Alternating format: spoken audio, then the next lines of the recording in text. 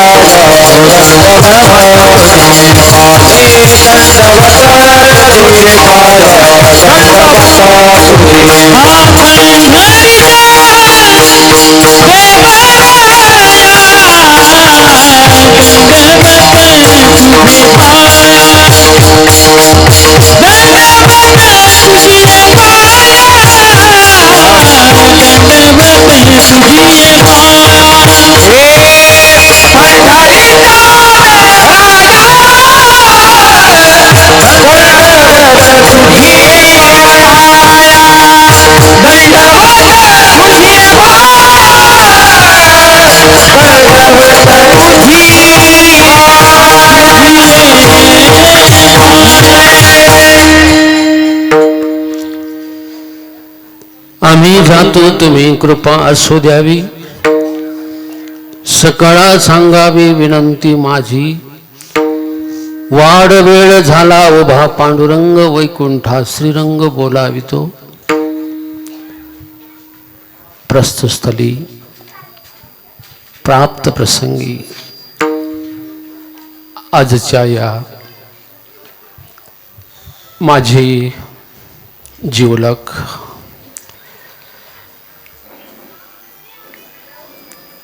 स्वर्गीय केशवप्पा रखमकापटी यांच्या प्रथम पुण्यस्मरणाच्या निमित्ताने कीर्तन रूपी सेवेसाठी निवडले हा भंग देहूचे महान भगवत भक्त श्रीमंत श्री तुकोबराय यांचा हा 3 कडव्याचा छोटासा अभंग आहे. या अभंगाचा काही भाव तुमच्या समोर सांगण्यापूर्वी माझ्या दृष्टीने परिहार अतिशय गरजेचा आहे. खूप वर्षापासून या देशवंती गावामध्ये आम्ही सप्ताहाच्या निमित्ताने असायचो. त्यावेळेला ज्यांच्या काही आठवणी आमच्या मनामध्ये साठवलेल्या आहेत त्या आठवणी तुमच्या समोर सांगण्याचा छोटासा प्रयत्न मी करणार आहे. खरं म्हणजे केशवप्पा त्यांचा फोटोतला चेहरा बघितल्यानंतर तेजपुंज चेहरा असं वाटत नाही की आप्पाला जाऊन आज 1 वर्ष होत आहे. भाविकांनो, तुमच्यासारख्यांच्या आशीर्वादाने गेल्या 44-45 वर्षापासून आम्ही संपूर्ण महाराष्ट्र फिरतो. तुमच्यासारखं आमच्यावर मनापासून प्रेम करणारी, निष्ठा असलेली खूप माणसं आम्ही मिळवली. त्यापैकी आपलंही हे देशवंती गाव आमचं एक अतिशय आवडीचं गाव आहे. बघता बघता आप्पांना 1 वर्ष झालं. खरं म्हणजे त्यांच्या जाण्याने त्यांच्या कुटुंबियांना फार मोठं दुःख आहे.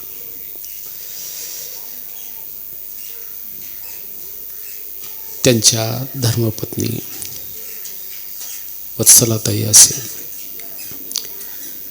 त्यांचा मुलगा संदीप असेल, खरं म्हणजे त्यांच्या मुली असतील, अरुणाताई, आशाताई, वैष्णवीताई असतील. बाप मुलासाठी काय करतो, बापाने मुलासाठी काय केलेलं असतं, केवढे कष्ट उपसलेले असतात. त्यांनी केलेलं आयुष्यभर जे आपल्यावरचं जे निष्काम प्रेम आहे, ते प्रेम आजही देखील त्या सर्वांना रडवते. बापाच्या संबंधाने तुम्ही खूप काही ऐकलं असेल. कोण असतो बाप?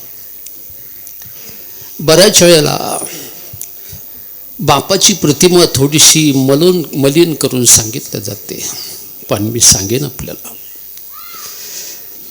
आईपेक्षाही देखील मुलावर विशेष प्रेम ज्याचा असतं तो बाप असतो. विठ्ठल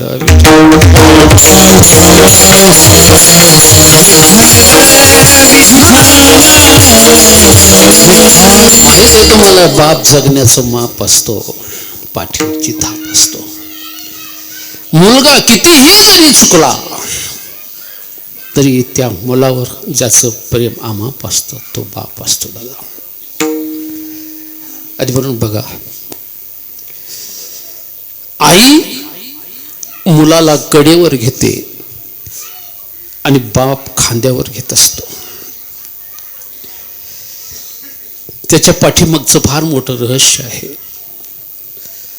आपल्याला जेवढं दिसतं तेवढंच आपल्या मुलाला पाहता यावं किंवा पाहावं ही आईची अपेक्षा, इच्छा. पण आपल्याही पेक्षा दूर आपल्या मुलाने पाहावं म्हणून बाप मुलाला खांद्यावर घेतो. आई ग, भूक लागली म्हणून जेवायला वाढणारी आई असते. पण सांगू तुम्हाला, आयुष्यभर काबाड कष्ट करून मुलासाठी 5 एकर जमीन घेऊन आयुष्यभराची जो शिदोरीची सोय करतो तो बाप असतो. दादा विठ्ठल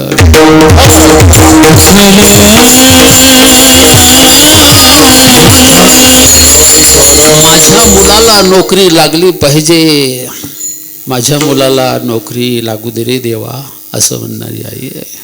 पण माझ्या मुलाला नोकरी लागलीच पाहिजे म्हणून आयुष्यभर काबाड कष्ट करून मिळवलेली जी इस्टेट आहे, जी कमाई आहे, ती कमाई घेतो बाप. बाप तेरी जुआरी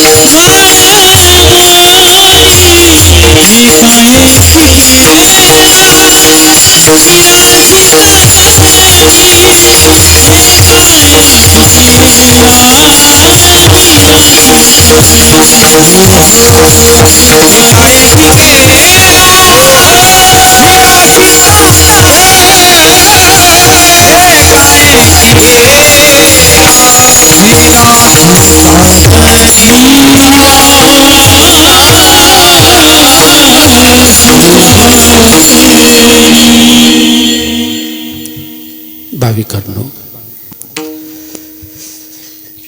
विशेषतः जमलेल्या तरुणांनो, मी एकच विनंती करेन दादा, मायबाप जिवंत आहे ना, त्यांचं मन तोपर्यंत दुखू नका.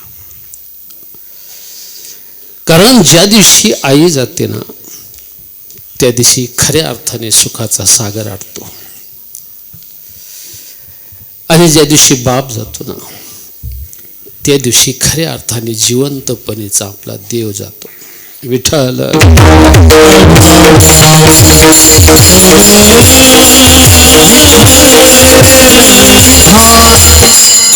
वडिलाच्या नात्याने स्वर्गीय केशवप्पा यांनी जेवढं काही शक्य आहे तेवढं मुलाबाळासाठी करण्याचा प्रयत्न केला. कितीतरी वेळेस केशवप्पा रडले असतील. रडतो, प्रत्येक बाप रडतो. असा बाप नाही की जो कधी रडत नाही. परंतु प्रामुख्याने प्रत्येक बाप 4 वेळेस रडत असतो. पहा, पहिल्या वेळेस बाप रडतो, त्याच्या मुलीचं लग्न जुळतं, त्या दिवशी बाप रडतो, एकटाच रडतो. आयुष्यभर ज्या मुलीला तळहातावरच्या फोडाप्रमाणे सांभाळलेलं असतं, बाप रडतो.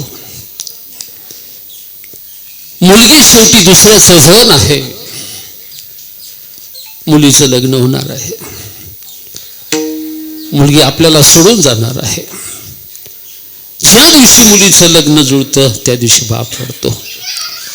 आणि ज्या दिवशी मुलीचं लग्न लागतं आणि ज्या दिवशी ती मुलगी नांदायला निघते ना, त्यावेळेला कोणताही बाप ढसाढसा रडल्याशिवाय राहत नाही.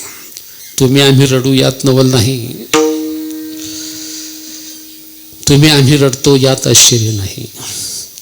माहिती आहे तुम्हाला, छत्रपती शिवरायासारखे मुलीचं लग्न झाल्यानंतर रडले. सखुबाईसाठी छत्रपती शिवाजीराजे रडले. शकुंतलेसाठी कण्व ऋषी रडले. आणि सीता मातेसाठी जनक रडले. विठ्ठल विठ्ठल.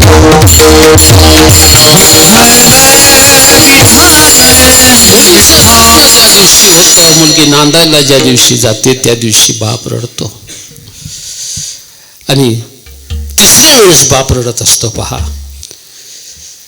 उभ्या आयुष्याची इस्टेट मुलीच्या लग्नासाठी जपून ठेवणारा बाप खूप धूमधडाक्यात मुलीचं लग्न करतो. आणि 3-4 वर्षांमध्येच दुर्दैवाने त्याची ती मुलगी विधवा होते ना, तेव्हा सुद्धा तो बाप खूप रडतो. चौथ्या वेळेस जो बाप रडतो ना, कामावर कष्ट करून एवढी मोठी इस्टेट आपण उभी केली, ज्यांच्यासाठी केली, तेच मुलं जेव्हा बापाला उलट बोलायला लागतात त्या दिवशी एक बाप रडत असतो. आणि म्हणून माझी तरुणांना एकच विनंती आहे, तुम्ही भगवान बाबाला लहानपणापासून ओळखता देशवंडीकरांनो, विनंती एवढीच आहे की तुमच्या आईबापांनी तुम्हाला घडवण्यासाठी तुमचं भविष्य खूप चांगलं बनवण्यासाठी खूप कष्ट केलेले आहेत याची प्रत्येकाने जाणीव असू द्या, एवढीच माझी प्रार्थना राहील. विठ्ठल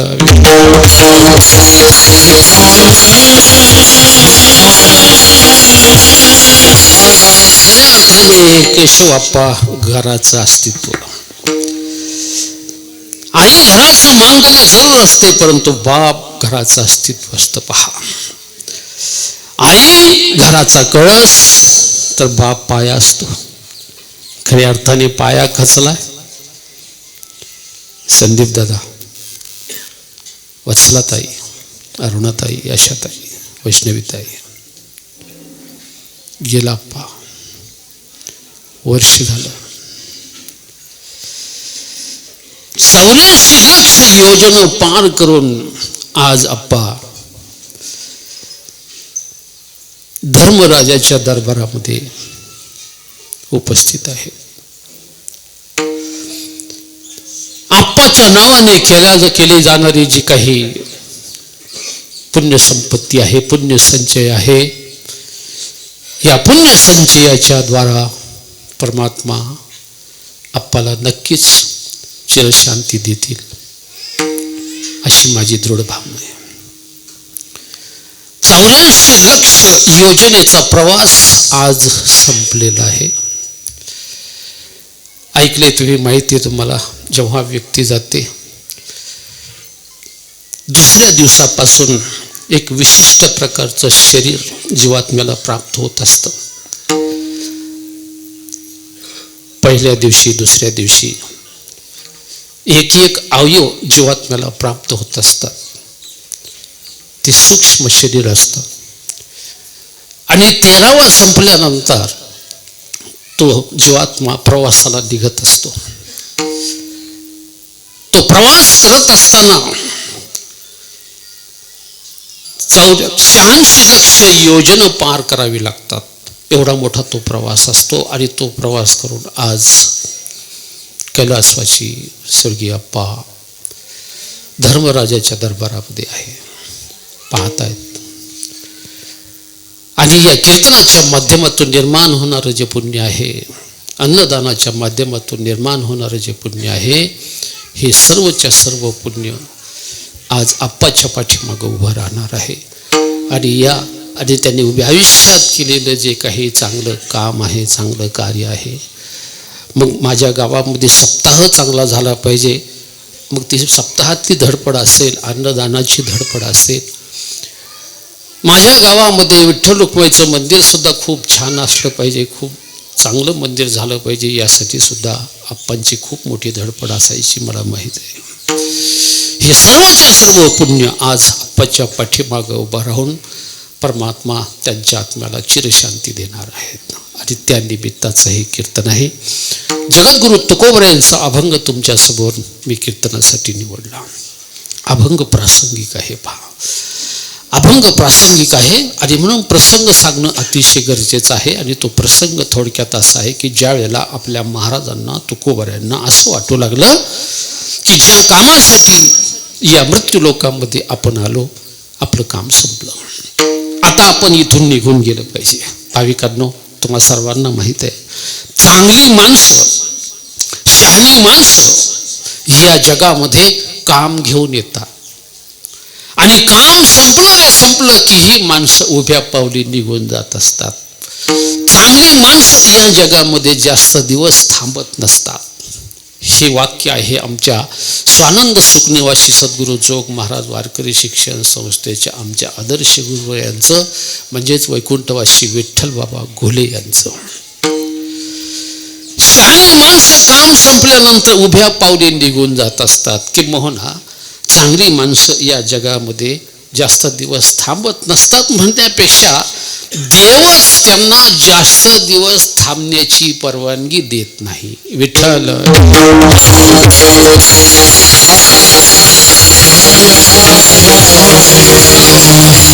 मी जेव्हा आप्पाच्या दाव्याला आलो होतो त्यावेळेला बोलून गेलो की देवाने चंदनाला फूल दिलं नाही. चंदनाला फूल नाही दादा, का बरं देवाने चंदनाला फूल दिलं नसेल?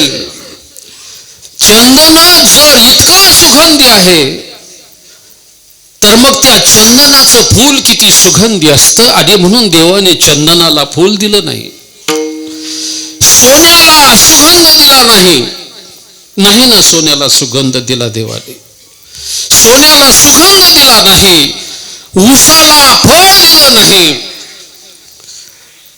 आणि सज्जनाला, चांगल्या माणसाला जास्त आयुष्य दिलं नाही. विठ्ठल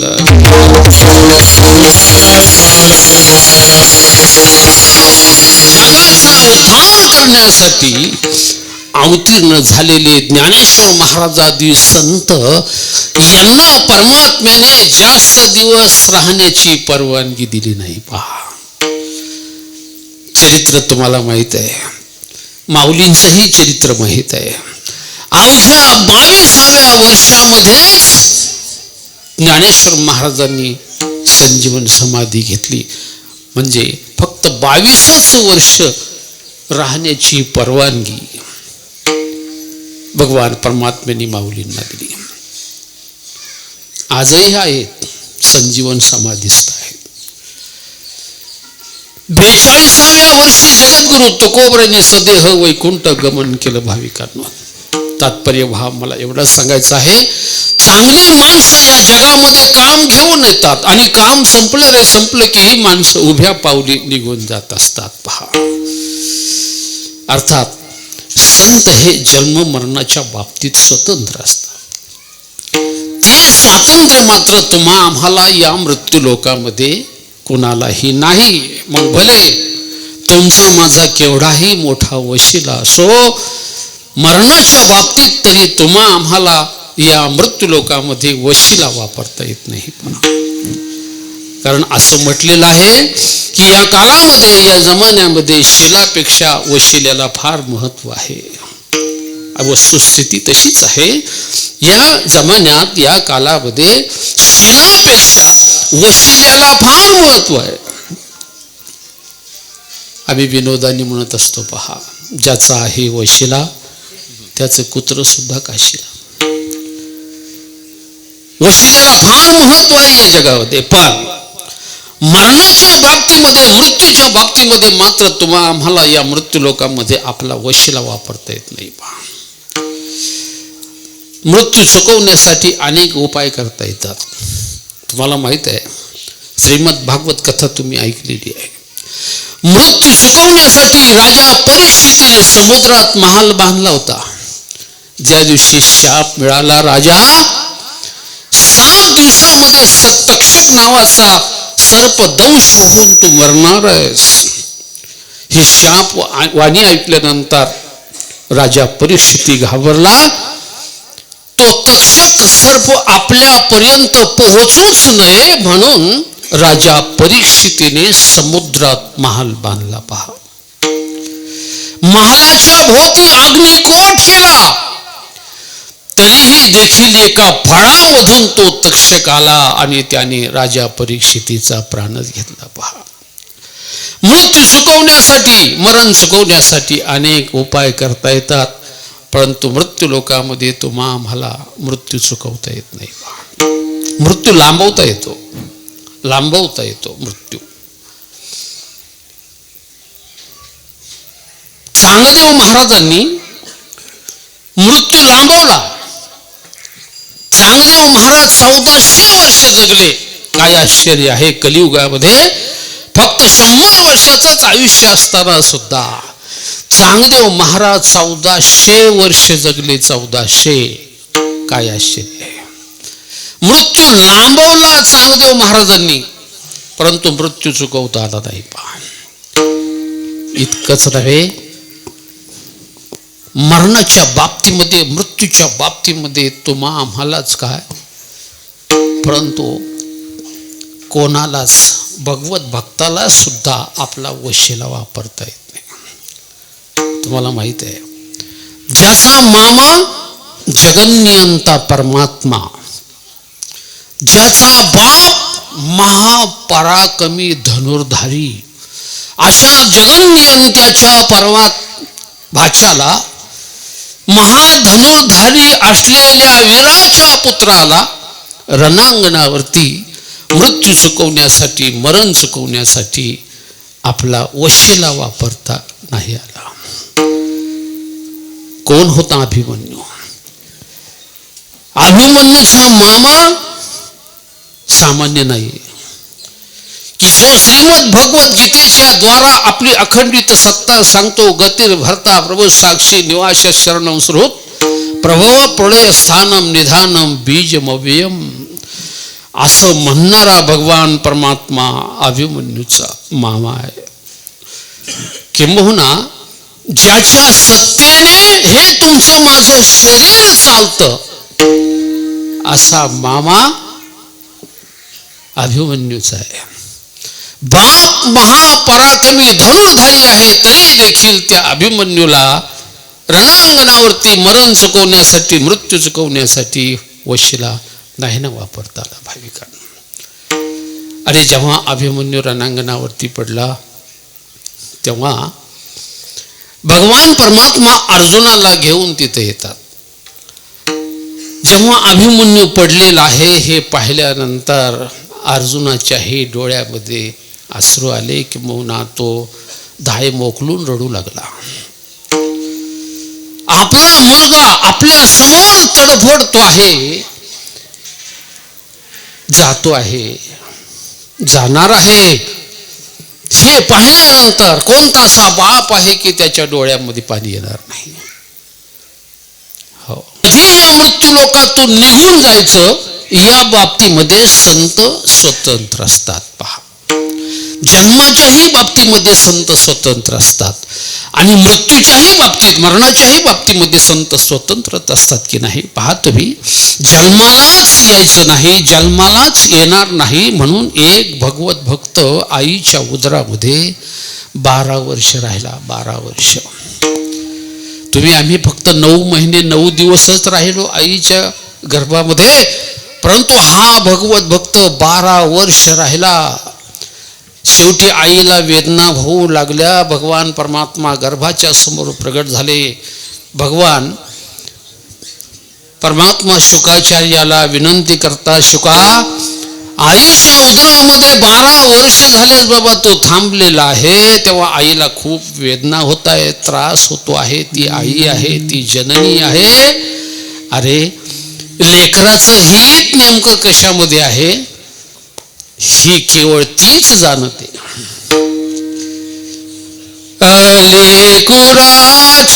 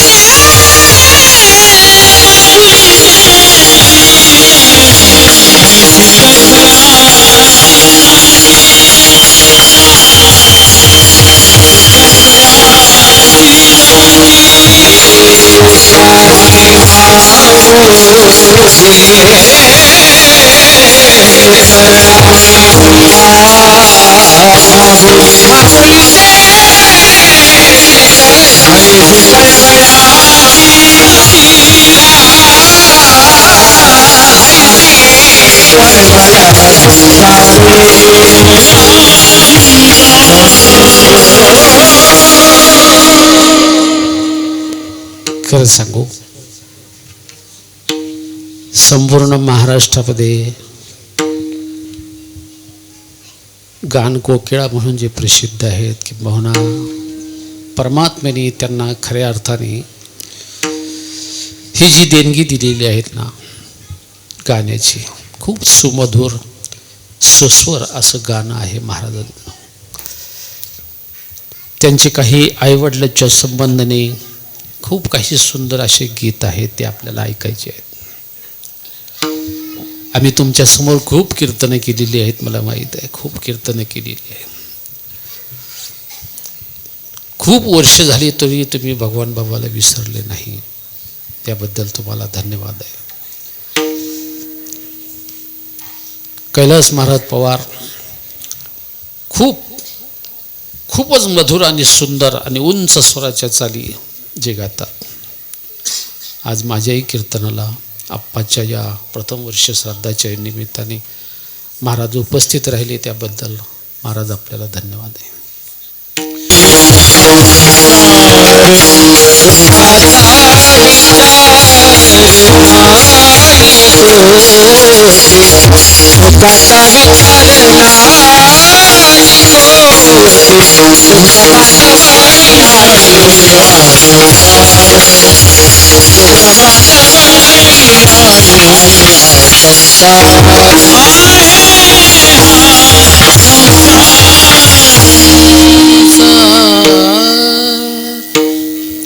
केवळ दुःखाने भरलेला संसार आहे. तरुणांनो, विनंती एवढीच आहे, या संसारामध्ये क्षणोक्षणाला दुःखाचे प्रसंग येत असतात. कारण दुःखाने भरलेला हा संसार आहे. क्षणोक्षणाला जीवनामध्ये दुःखाचे प्रसंग येत असतात. आणि म्हणून जीवन जगत असताना दुःखाचे प्रसंग आलेच हताश होऊ नका, उदास राहू नका. काही काही माणसं हे जीवन जगत असताना अपयश आलं म्हणून आत्महत्या करतात, जीवन संपून टाकतात, किंबहुना आपलं जीवन व्यसनाच्या अधीन बनवतात काही काही तरुण मुलं. आणि म्हणून आमची विनंती राहील, हे जे मिळालंय ना आपल्याला, हे एकदाच मिळाले गड्यांनो, हे पुन्हा मिळेल बरबसा नाही. भव सिंधुशी बांधिला तारुजेने, अनाथा कारणे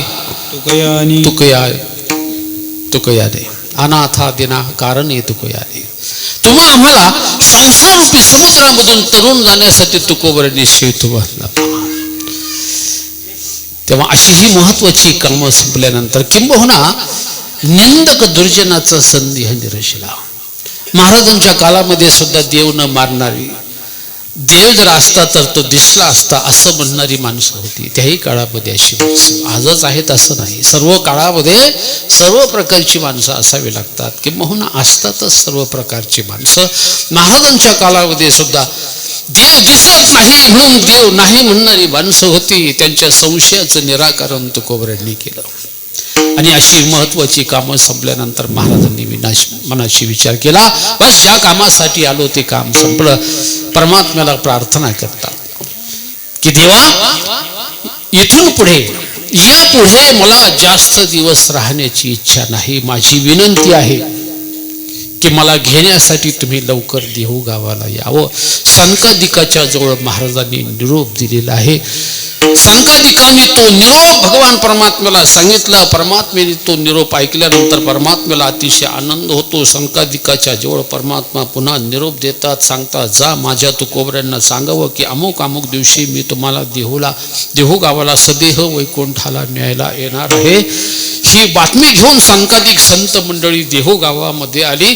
सनकादिकांनी परमात्म्याचा निरोप तुकोबऱ्यांना सांगितल्यानंतर तुकोबऱ्याला अतिशय आनंद होतो. तुकोबऱ्या मनाशी विचार करतात की आजपर्यंत जे भाग्य कोणाला लाभलं नाही ते मला लाभणार आहे. परमात्मा मला वैकुंठाला न्यायला येणार आहे. आणि म्हणून सर्व लोकांना उद्देशून जगद्गुरु तुकोबराय अभंगाच्या पहिल्या चरणात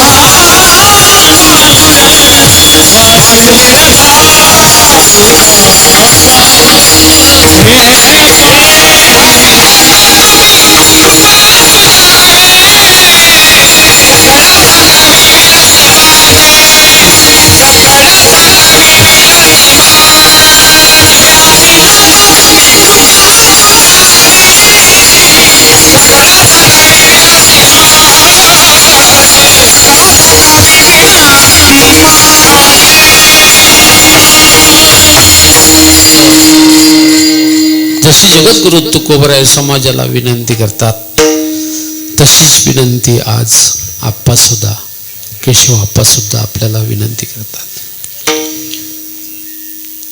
माझ्या तोंडातून करतायत. आजपर्यंत तुमच्या देशवंडी गावात होतो, काही अपराध घडले असतील तर क्षमा असावी. आम्ही जातो. खरं म्हणजे आप्पांचा स्वभाव अतिशय भाबडा स्वभाव, मनाने अतिशय निर्मळ असा स्वभाव. आणि म्हणून आज कोणीही जरी मला भेटला, बाबा केशवप्पा अतिशय साधा सरळ अतिशय निर्मळ मनाचा, कितीही एखाद्या वेळेस रागवला ना लगेच विसरून जाणारा असा आमचा आप्पा होता. अशी देशवंडेकरांची मला प्रतिक्रिया आहे. आणि म्हणून त्यांच्या जाण्याने दुःख आहे.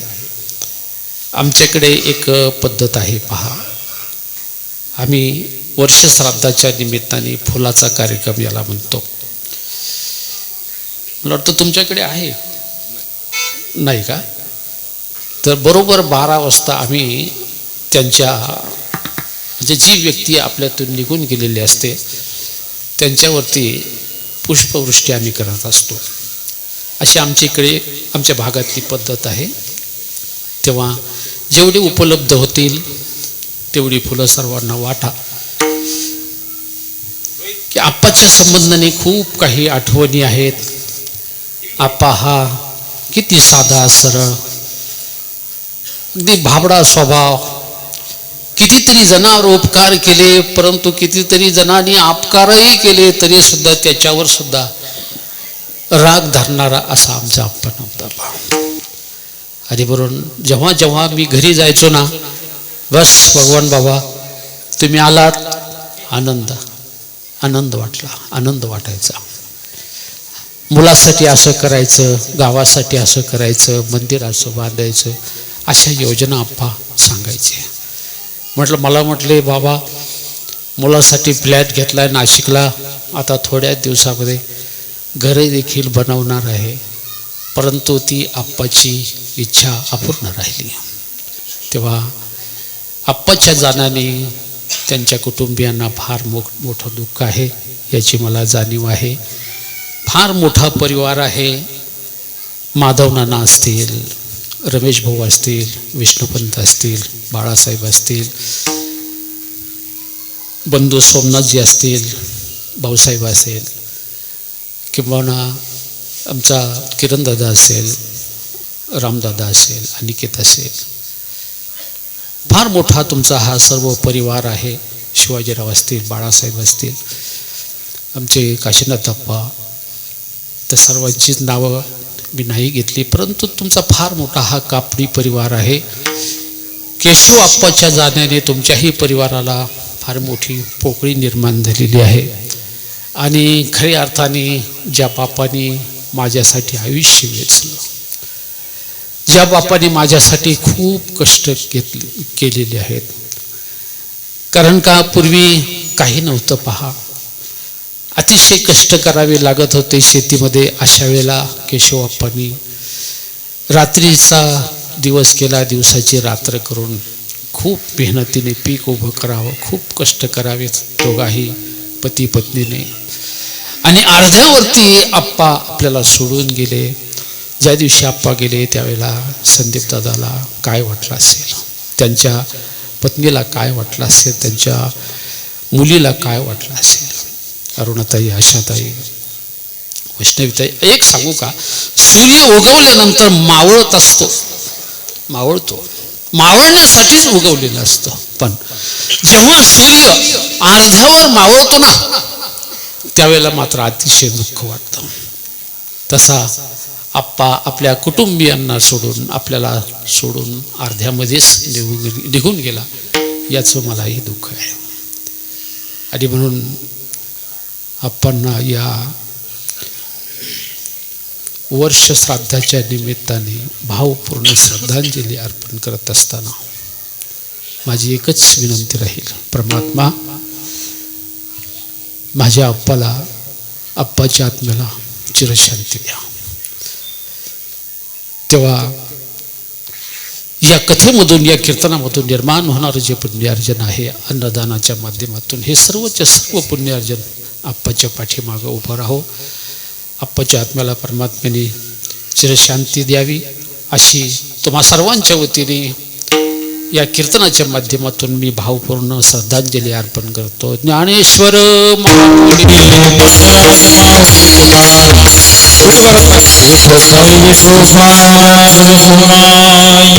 एक मिनिट विसरलो होतो.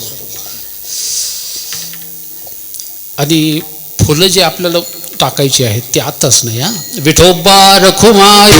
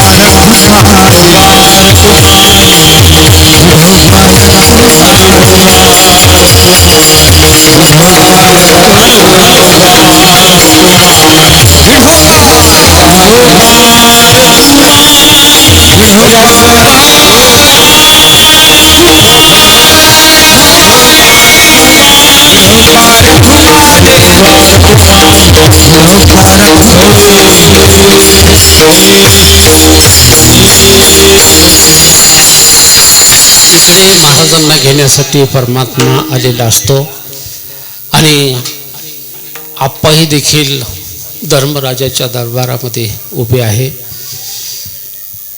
जीवात्म्याला पुढे चांगली गती मिळण्यासाठी जी काही पुण्याची सामुग्री आहे ती पुण्याची सामुग्री घेऊन जीवात्मा पुढे जात असतो. तेव्हा खूप उशीर झालेला आहे. तुकोबरे म्हणतात, वाळ वेळ झाला उभा पांडुरंग, वैकुंठा श्रीरंग बोलावितो. आणि बरोबर दुपारी 12 वाजता जगद्गुरु तुकोबरा भगवान परमात्म्याच्या समोर किंबहुना भगवान परमात्म्याच्या सोबत सदेह वैकुंठाला गेलेले आहे. त्यावेळेला तुकोबऱ्यांचे हे शब्द आहे, अंतकाळी विठो आमाशी पावला, कुडी सहित झाला गुप्त तुका. आता सर्वांची आपल्याला जी फुलं मिळालेली आहेत, आम्ही पुंडलिकावरती म्हटल्यानंतर सर्वांनी आपांच्या फोटोकडे पुष्पवृष्टी करायची आहे अशी सर्वांना विनंती आहे. मला द्या थोडेसे फुलं, 2 फुलं द्या मला.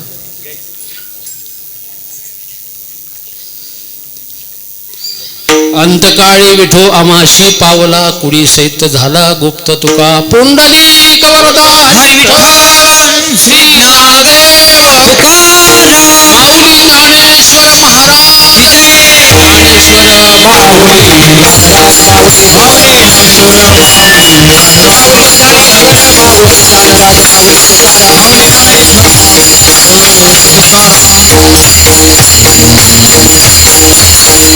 आलेली ही कीर्तन रूपी सेवा आप्पांच्या चरणी समर्पित करतो.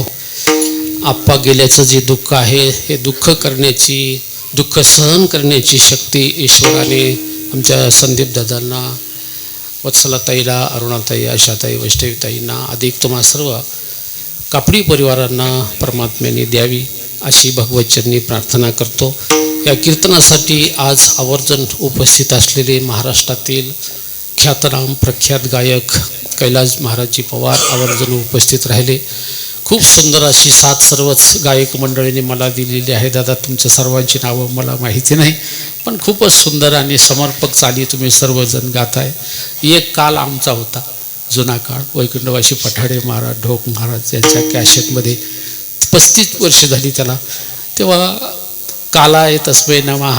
आता आमचं वय झाल्यामुळे आम्ही फारसे काही आता गातही नाही आणि फारसं काही फिरत नाही, परंतु जिथे जिथे आमचं प्रेम आहे तिथे तिथे आम्हाला यावं लागतं. तेव्हा सुंदर अशी गीतं वडिलांच्या संबंधाने खूप भावपूर्ण स्वरामध्ये आता कैलास महाराजजी पवार आणि त्यांचे सर्व सहकारी आता गाणार आहेत. वाजवणारी फार सुंदर आहे, समर्पक वाजवलं दादा, मलाही वाजवते येते. मी सुद्धा जुन्या काळात तुम्हाला माहिती आहे बऱ्याच कीर्तनकाराला वाजवलेलं आहे देशवट्टीमध्ये. तेव्हा सुंदर साथ आहे. तेव्हा साऊंड सिस्टीम तुम्हालाही धन्यवाद, सर्व टाळकरी मंडळीला धन्यवाद. आणि खऱ्या अर्थाने एवढ्या बहुसंख्येने तुम्ही आप्पांना आज अखेरची भावपूर्ण श्रद्धांजली वाहण्यासाठी तुम्ही जमलात. बस तुमच्या उपस्थितीवरून आमच्या हे लक्षात येतं की खरोखरच आपला आप्पा एक साधा सरळ भोळ्या भाबड्या मनाचा आप्पा निघून गेला. वर्ष झालं, या वर्ष श्राद्धाच्या निमित्ताने आपण त्यांना श्रद्धांजली वाहण्यासाठी गेलंच पाहिजे. म्हणून बहुसंख्येने राजकीय, सामाजिक, धार्मिक क्षेत्रातील तुम्ही आणि ग्रामस्थ मंडळी, माजी सरपंच अधिक सर्वच प्रतिष्ठित गावातील वडीलधारी मंडळी तुम्ही आवर्जून आज उपस्थित राहिला, त्याबद्दल तुम्हा सर्वांना या कापडी परिवाराच्या वतीने खूप खूप धन्यवाद देतो. विठ्ठल जय जय